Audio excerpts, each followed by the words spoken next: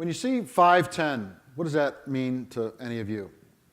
I'm originally from Chicago, and about May 10th, that was the Cubs record, 5 wins and 10 losses. Or if I was trying to fill up and buy some gas in Southern California, probably the price of a gallon of gas. But May of 2010 was the worst month in my life ever. 3 things happened to me that changed the trajectory of my life.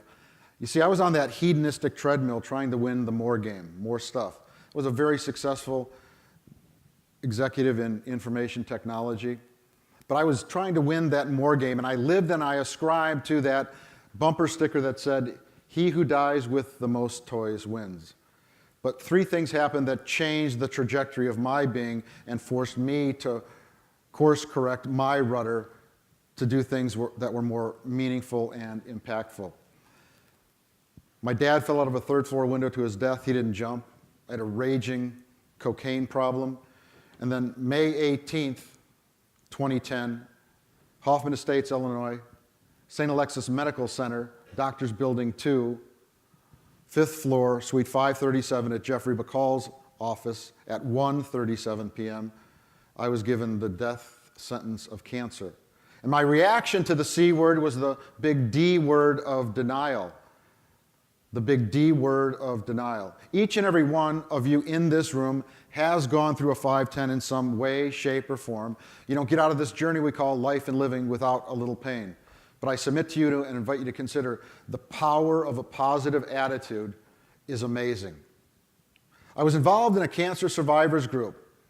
And in that cancer survivors group, I made some of the most meaningful and deepest relationships ever. Unfortunately, not everyone survived. I was fortunate too. But we had some therapists, some oncologists, some social workers, psychiatrists, psychologists that were affixed and followed us through our cancer survivors group.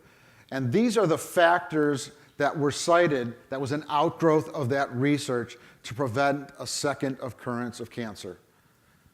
1, you have to be lucky 4% of the time. Sometimes there's a lot of uncertainty.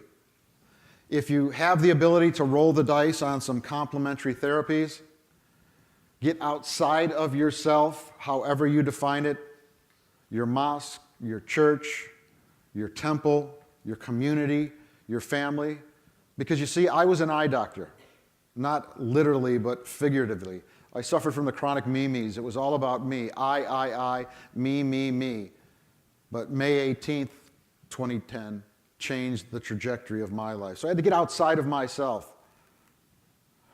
I had to reduce stress to the best of my ability, exercise, live a more healthy lifestyle, watch not only what I put in my mouth, but my mind, my heart, my spirit, and my emotion.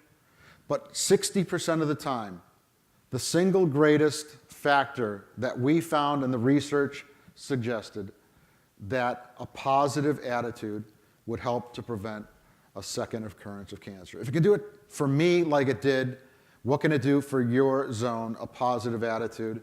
Because I think that's the foundation for being successful in any endeavor.